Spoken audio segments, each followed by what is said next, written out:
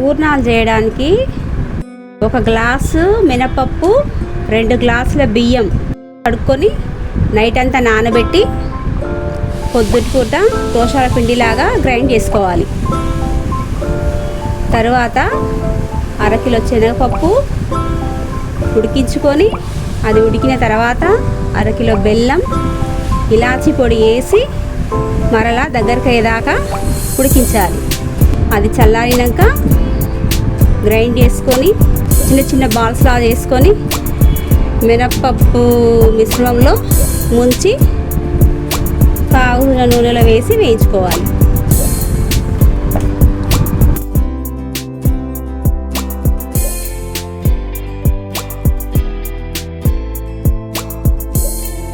పులిహోర చేయడానికి కేజీకి 100 గ్రాముల చింతపండు కడిగి నానబెట్టుకొని గుజ్జు తీసుకొని పసుపు, జీలకర్ర మెంతుల పొడి, కరివేపాకు, మిర్చి, మిరియాల పొడి, ఉప్పు వేసి దగ్గరికి అయ్యేదాకా ఉడికించాలి. ఉడికించి పక్కన పెట్టేసి తాలింపు వేసుకోవాలి.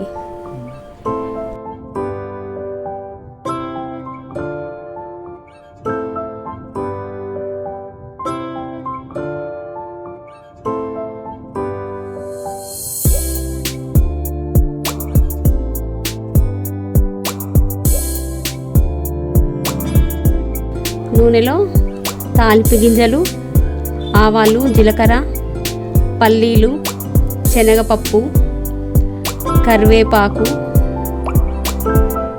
ఎండుమిర్చి,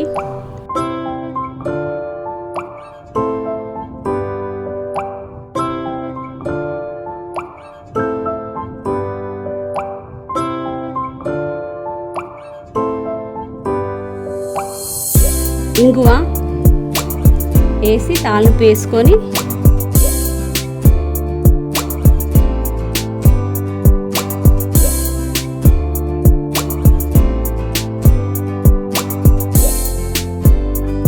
ఆ తాలింపులో ఉడికించిన చింతపండు గుజ్జుని వేసి మరి కొద్దిసేపు ఉడికించి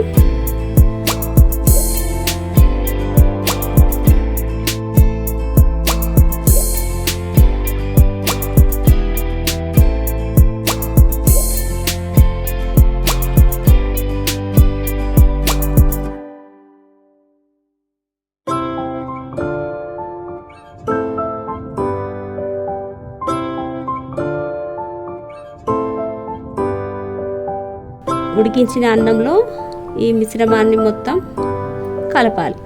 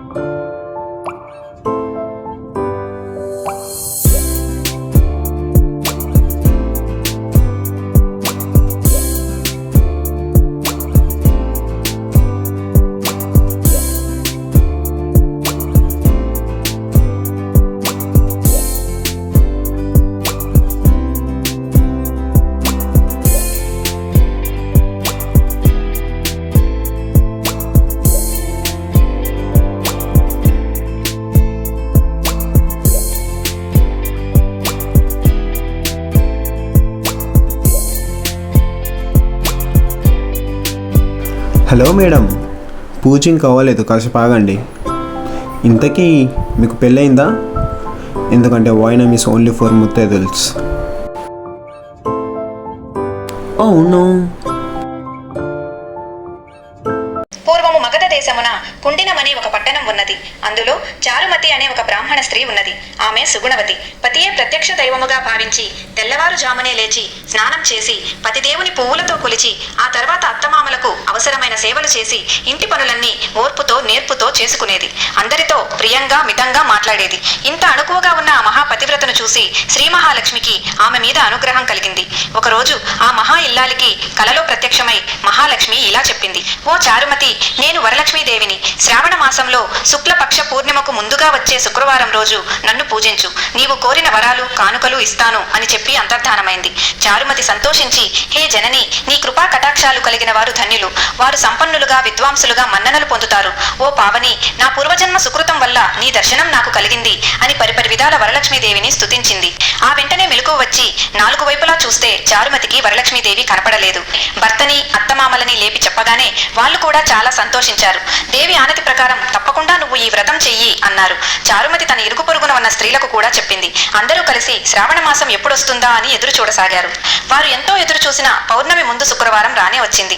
పట్టణంలోని స్త్రీలందరూ ఉదయాన్నే లేచి తలారా స్నానం చేసి పట్టు వస్త్రాలు ధరించి చారుమతి గృహానికి చేరుకున్నారు. చారుమతి తన గృహంలో మండపం ఏర్పాటు చేసి ఆ మండపంపై బియ్యం పోసి పంచపల్లవాలైన రావి, జువ్వి, మర్రి, మామిడి, ఉత్తరేణి ఆకులతో కలశం ఏర్పాటు చేసి వరలక్ష్మీదేవిని సంకల్ప విధులతో నమస్తేస్తు మహామాయే శ్రీపీఠే సురపూజితే శంఖచక్ర గదాహస్తే మహాలక్ష్మి నమోస్తుతే అంటూ ఆహ్వానించి ప్రతిష్ఠించింది. స్త్రీలంతా ఎంతో భక్తి శ్రద్ధలతో అమ్మవారిని కొలిచి షోడశోపచార పూజ చేశారు. 9 సూత్రములు గల తోరాన్ని కుడి చేతికి కట్టుకున్నారు. వరలక్ష్మీదేవికి అనేక రకములైన పిండి వంటలు చేసి నైవేద్యం పెట్టారు. ఆ తర్వాత ప్రదక్షిణ నమస్కారాలు చేశారు. మొదటి ప్రదక్షిణ చేయగానే కాలి అందియలు గల్లు గల్లున మ్రోగాయి. రెండో ప్రదక్షిణ చేయగానే హస్తాలకు నవరత్న ఖచిత కంకణాలు దగదగా మెరవసాగాయి. మూడో ప్రదక్షిణ చేయగానే అందరూ సర్వాభరణ భూషితులయ్యారు. వారు చేసిన వరలక్ష్మీ వ్రతం ఫలితంగా చారుమతి గృహంతో పాటు ఆ పట్టణంలోని ఇతర స్త్రీల ఇల్లు కూడా ధనకనక వస్తు వాహనాలతో నిండిపోయాయి.